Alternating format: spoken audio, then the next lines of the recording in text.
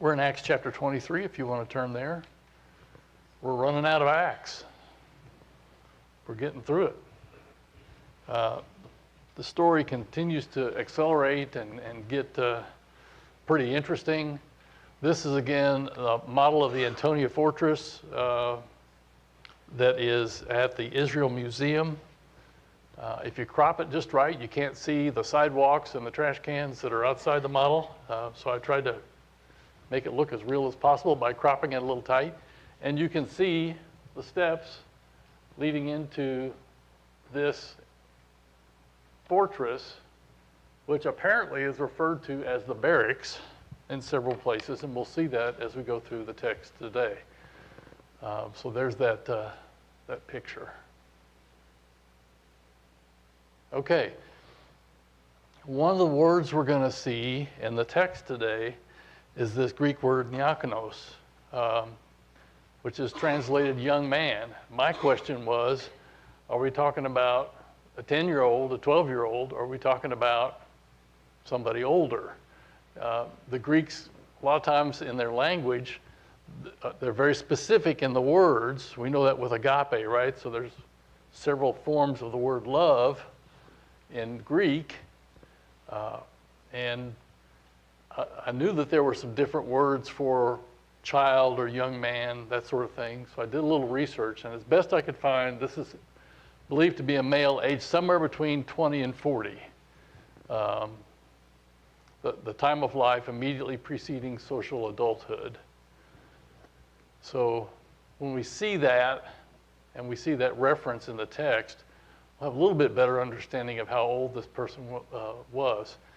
If he was really young, he might not have been able to move about like we see him moving in this story. So let's take a look in Acts chapter 23. We'll start in verse 12, and I'll read there. I'm going to read through 22. When it was day, the Jews made a plot, and well, let me stop for a second. We didn't set it up, right? So before all this, the tribune had told the council, the Sanhedrin, that he wanted this thing resolved, and he put Paul and the council together. And Paul said, do you remember what he said that got him all fired up? The first thing he said that got him fired up? First thing he said was, I've lived with a good conscience before God up to this point. And what did the high priest order at that point? Somebody smack him in the mouth. So it struck Paul. Paul replied very calmly, I'm so sorry. What did he say? Actually, he called him something. You whitewashed tomb. Yeah. And he kind of went off on the high priest, and somebody said, you're going to go off on the high priest like that? And he said, oh, I'm sorry. I didn't know he was the high priest. Bible says, Torah says, the law says, you don't revile a teacher. So he backs off a little bit. And then Paul reads the room, and he notices something about those present, which is what? Sadducees and Pharisees, right? And the Sadducees, why are they sad, you see? Does that anybody else learn it that way? That's the way I learned it. They don't believe in spirits, the resurrection, the afterlife. They don't believe in anything like that. The Pharisees do. And Paul reads that. He sees that. And in the audience, he says, I'm here because of my belief in the resurrection of the dead. Well, that was like pouring gas on a fire, right? So it just erupted at that point, and they're at each other. The Pharisees and the Sadducees are at each other. It all breaks loose, and the centurion orders Paul taken out of that setting and taken back to the barracks.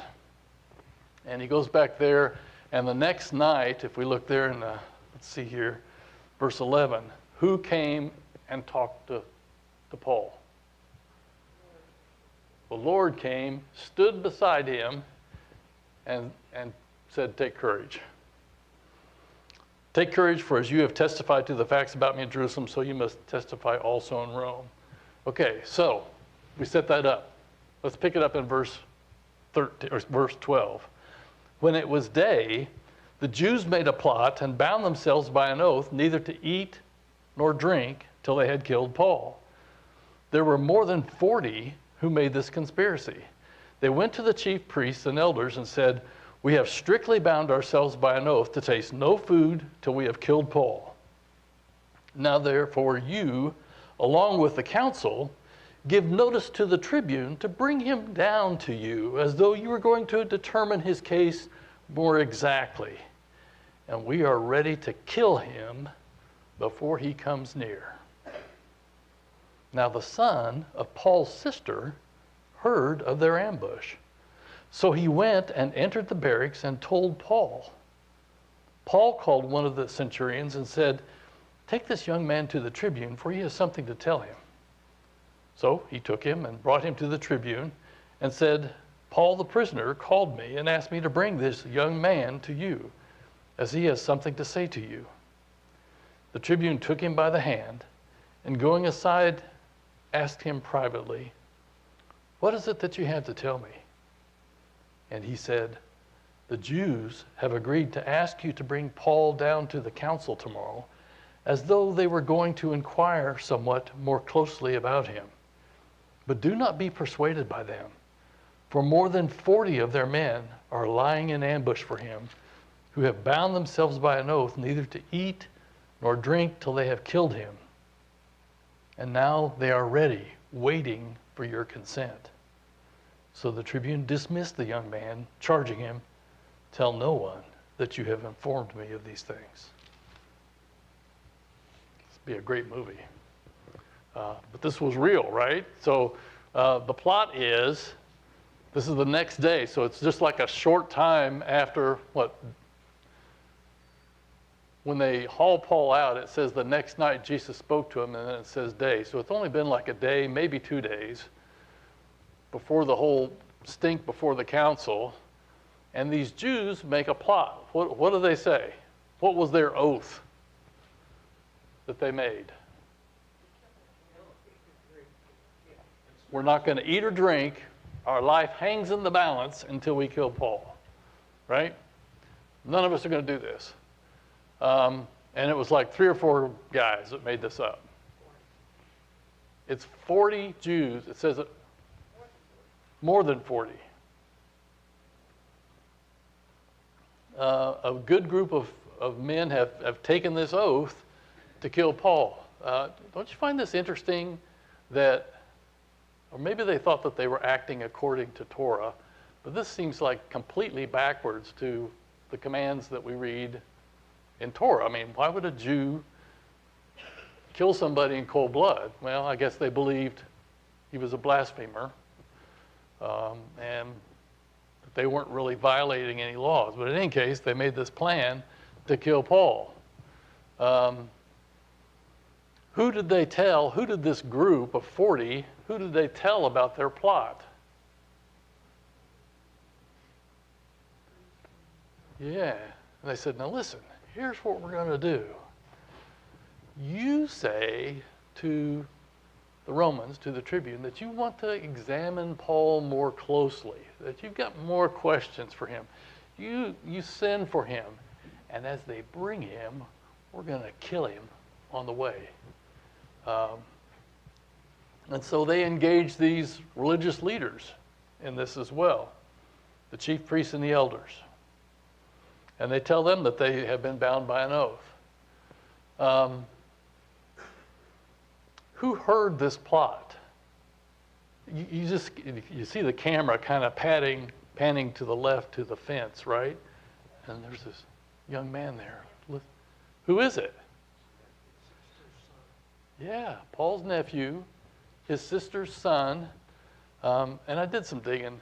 You know how I like to chase rabbits. I tried to find out how old is Paul at this point, so we have some idea about the age of this young man.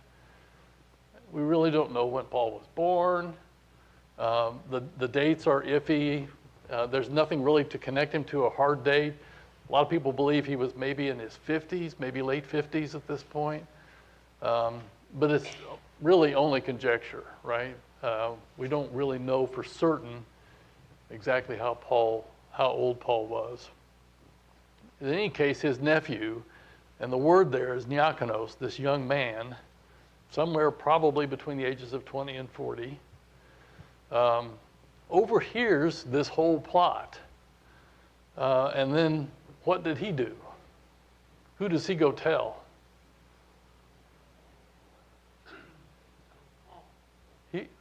So this, I find this interesting, right? So Paul's taken back to this Roman barracks, presumably under guard or some sort of protection. And this young man walks up to him and tells him this story. Yeah.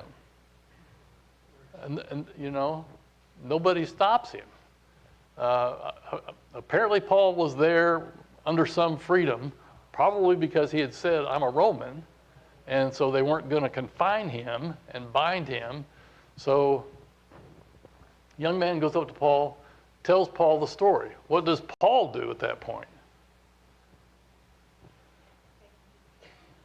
He says to the centurion, take this young man to the tribune. He has something to tell him.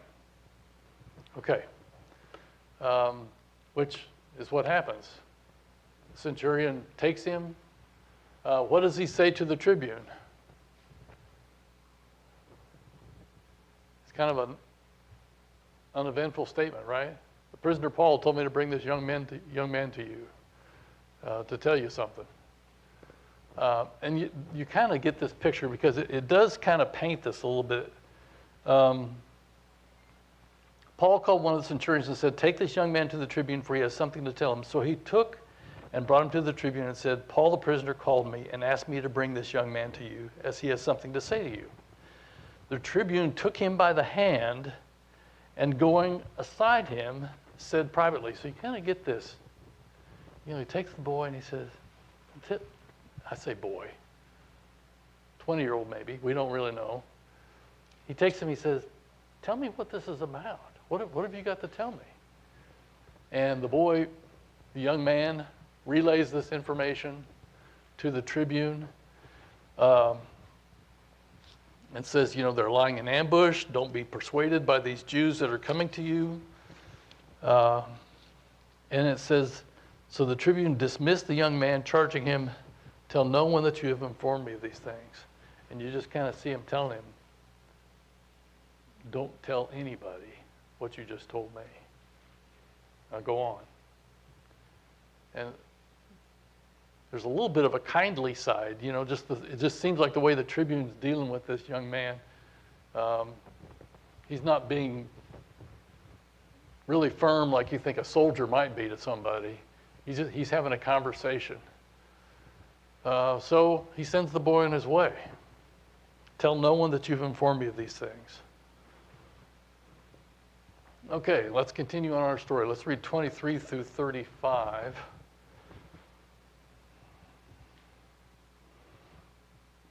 Which gets us to the end of the chapter. Then he called 2 of his centurions and said, get ready 200 soldiers with 70 horsemen and 200 spearmen to go as far as Caesarea at the 3rd hour of the night. Also provide mounts for Paul to ride and bring him safely to Felix, the governor. And he wrote a letter to this effect. Claudius Lysias, to His Excellency the Governor Felix, greetings. This man was seized by the Jews and was about to be killed by them when I came upon them with the soldiers and rescued him, having learned that he was a Roman citizen. And desiring to know the charge for which they were accusing him, I brought him down to their council and I found that he was being accused about questions of their law, but charged with nothing deserving death or imprisonment. And when it was disclosed to me that there would be a plot against the man, I sent him to you at once, ordering his accusers also to state before you what they have against him. So the soldiers, according to their instructions, took Paul and brought him by night to Antipatris. And on the next day they returned to the barracks, letting the horsemen go on with him. When they had come to Caesarea and delivered the letter to the governor, they presented Paul also before him. On reading the letter, he asked what province he was from. And when he learned that he was from Cilicia, he said, I will give you a hearing when your accusers arrive. And he commanded him to be guarded in Herod's praetorium. Okay, so the tribune sends the boy on his way, and he calls 2 of his centurions. And what orders does he give the centurions? Get a whole bunch of folks together. I mean, a bunch of folks. So 200 soldiers, 70 horsemen, and 200 spearmen. I think that's a pretty good force against an attacking group of 40. One the secret. So when were they supposed to, what were they supposed to do? What were this task force assigned to protect Paul, what were they supposed to do with him?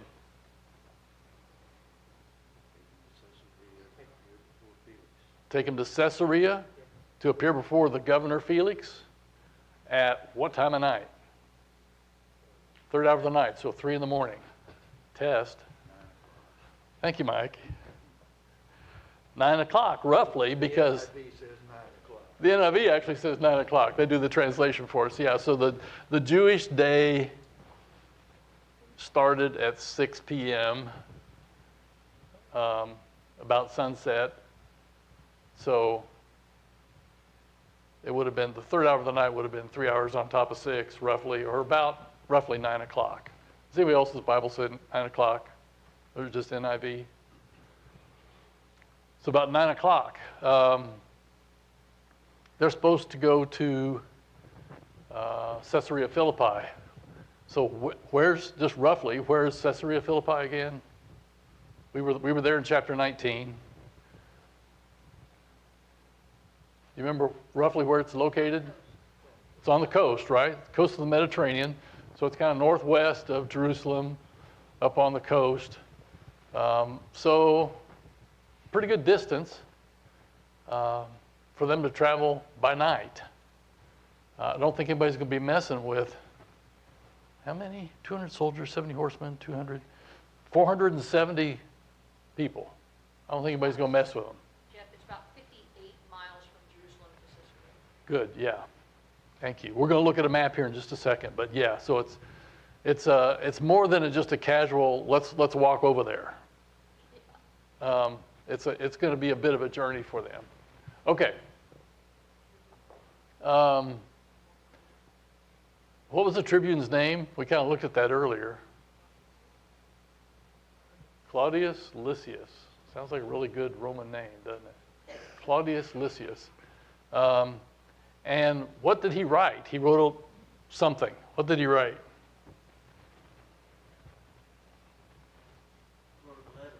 Wrote a letter to Felix. Says, here's what's going on with this prisoner that I'm sending you with 470 soldiers. Do you find any parts of his letter to be maybe stretching the truth a little bit? Let's look at it. This man was seized by the Jews and was about to be killed by them when I came upon them with the soldiers and rescued him, having learned that he was a Roman citizen. Anything he left out of that? He kind of left out the part that he bound Paul as a Roman citizen. He left out the part that he was about to have him scourged. So he kind of narrows that story down a little bit, I think, to make it sound like he did everything that he was supposed to do. But the rest of it sounds pretty accurate, don't you think? A nice little summary. Brought them before their council, found out that they were arguing with him about matters of their law, nothing deserving death. I learned that there was going to be a plot against the man, so I'm sending him to you. Ordering his accusers also to state before you what they have against him.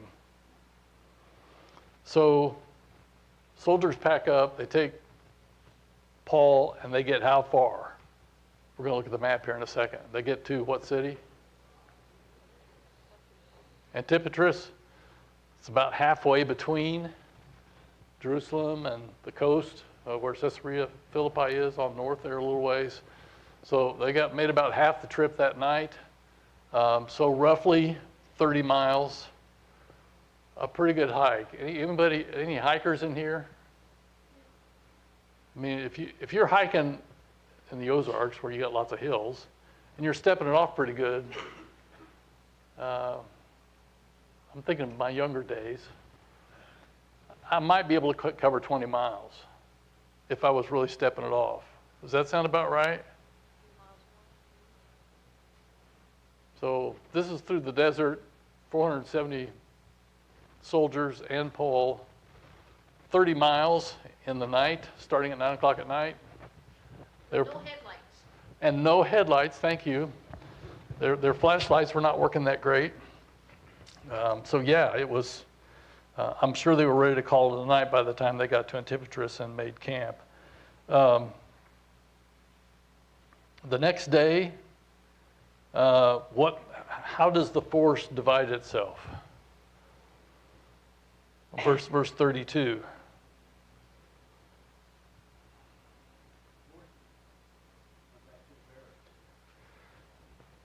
So everybody goes back, but they leave the horsemen with him. Is that right? So 200 of them will go back to the barracks. The horsemen stay with Paul. So he's still got 70 guarding him and protecting him. I guess they figured once they got 30 miles away from Jerusalem and they weren't being followed, that they didn't need the other 400 soldiers, and they went back to the barracks. And the horsemen went on with him. Yes, Don. When you think about that, with the number of folks they had, that had to be a pretty long column. I mean, they couldn't march abreast. And so it covered some ground in the middle of the night. Yeah. And I'm curious if these numbers did reflect the numbers that were in, like, the Roman units. You know, it was like 3 whatever. Yes. Yes. And you bring up a good question. So Don says if they were marching at night, it was probably a pretty long column because they may not have been able to walk abreast. So it might have been, that many people would have been a pretty long stretch. And he also asked about, the units of soldiers, and we looked at that. I don't think you were here that day, and I can't remember, so both of us were striking out. But we looked at the different groupings of Romans, how many people a centurion was over, and then there were several other designations for like what we would call a squad and a company, and yeah. It was 80 to 160 Yeah. for 1 century. For 1 centurion, yeah, it was typically around 80. It was 160 if they were part of that double unit assigned to the legion. So it's a pretty good group.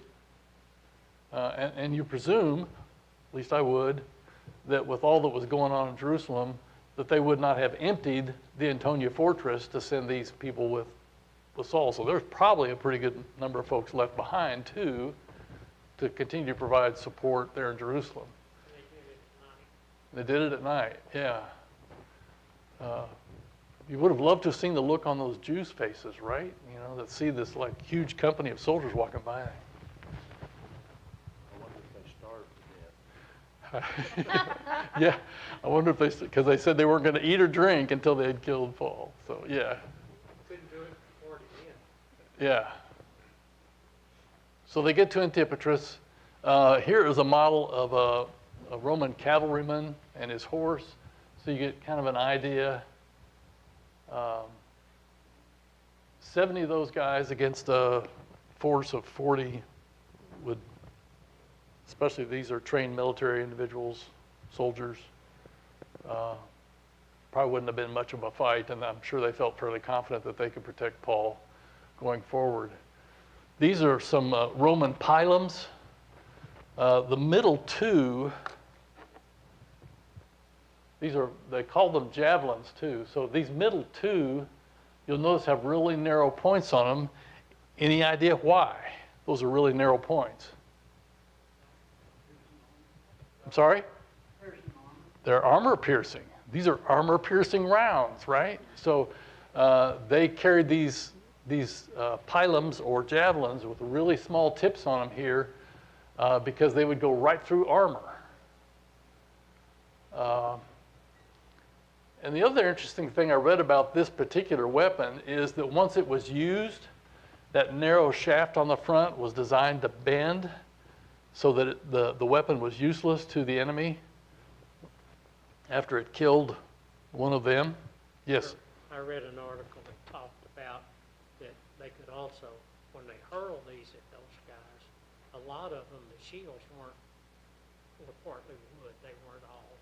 And these things would stick in the shield and bend, and they couldn't use their shields anymore. Oh, okay. They couldn't use their shield either because it would stick in the wood of the shield or whatever. And yeah, so it had a number of different uses. It just looks like a really formidable weapon, doesn't it?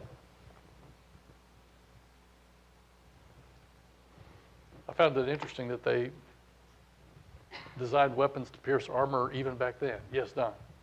Some of the Roman units they were spearmen or lancers or whatever. And I think that top one was more of a throwing, a lighter weapon, but it was also used to throw into the formations and things. Yeah. Okay.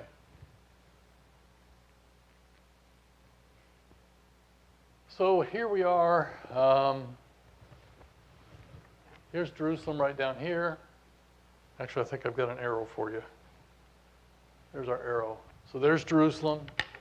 And they go from Jerusalem to Antipatris in that first night. You can see where they're going. Here's Caesarea up here on the coast. There's Joppa. So they're going this way and on up. And you can see the scale up here. So yeah, it's about 60 miles as the crow flies. So I took that scale and laid it from Jerusalem to Antipatris and then again to Caesarea, and it's around 60 miles as the crow flies. I don't know, based on the terrain, how far they would have had to travel.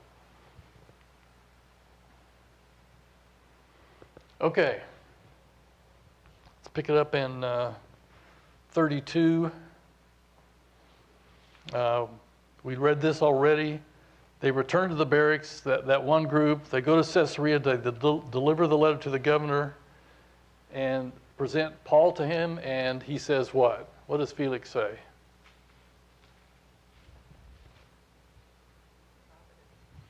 Yeah, where are you from?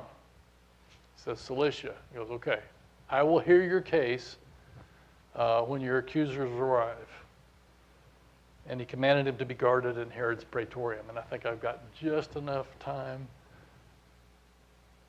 to show you this little video from Dr. Manor.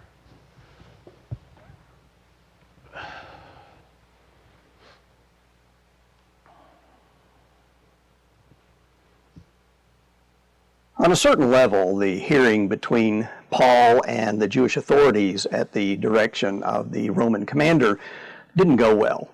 Paul is again taken into custody, and on this occasion then the Jews plot to kill Paul. Paul's nephew finds out about this, and eventually then the plans are put into place to transport Paul from Jerusalem to Caesarea, to the praetorium. And we read the text in Acts 23, verses 33 through 35. When these had come to Caesarea and delivered the letter to the governor, they also presented Paul to him. And when he had read it, he asked from what province he was, and when he learned that he was from Cilicia, he said, I will give you a hearing after your accusers arrive also, giving orders for him to be kept in Herod's praetorium.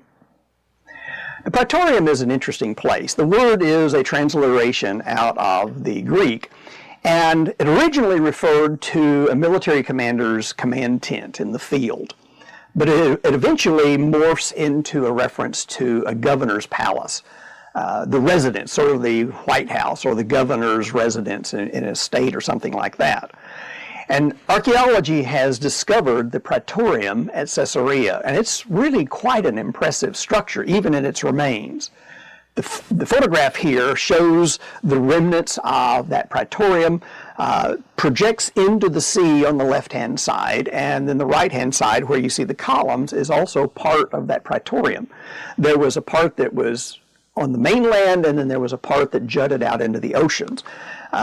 The depiction at some of the signage at Caesarea Maritima shows a portrayal of how this would have looked, and it would be a massive structure.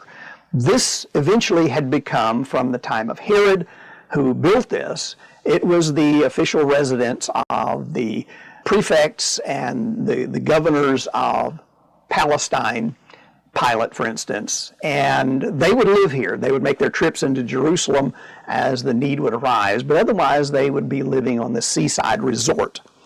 The picture here is a plan of that.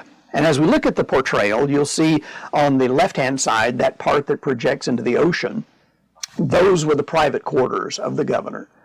And then the section of the praetorium that you see on the right-hand side is the public area, the places for hearings and where people would live and be housed. Now, we don't know exactly where Paul is placed in all of this, but Josephus indicates that people who were imprisoned in the ancient world were not always treated badly in the sense that we think in terms of that. He indicates that depending on the status of the person in custody, humane treatment could exist. Regarding Agrippa's custody under Tiberius, Agrippa was granted privileges, quote, that he should be permitted to bathe every day and receive visits from his freedmen and friends, and that he should have other bodily comforts too, end quote. Now, admittedly, Agrippa is in a different social status than Paul, and for Paul to be granted this kind of treatment is certainly open to some question. But as we think in terms of Paul's portrayal here and his imprisonment, we have to recognize that this does not imply in this luxury setting that Paul was living in luxury. I mean, after all, he's still a prisoner, at least under house arrest, if not in some sort of a more restrictive kind of situation. But Paul's custody in Caesarea was unlikely the dark and dank kind of custody that was for the common criminal, the kind that he would have endured in Philippi when he and Silas were imprisoned. Paul's status as a Roman citizen likely elicited some more favorable treatment on the part of the Romans. I mean, after all, he's a Roman citizen claiming to be a Roman and basically arguing I need to be treated differently than the Jews. This would certainly be the case, especially in view of the apparent animosity that the Roman rulers in Palestine tended to have toward the Jews. And repeatedly you will see this in secular sources as well as hints of it within the pages of Scripture. So as Paul is in custody here, we have to recognize he has restricted behavior. Certainly not the best of situations, but it isn't that kind of overly oppressive context that we often stereotype in our minds. Now, Paul does face those kinds of things from time to time. And of course, he's going to be taken eventually to Rome, where he is going to be under house arrest, and we'll chat more about that at a later point. But Herod's Praetorium is an impressive structure. But Paul is there for several years, waiting to see how all of this is going to unfold because of a false accusation made against him in Jerusalem.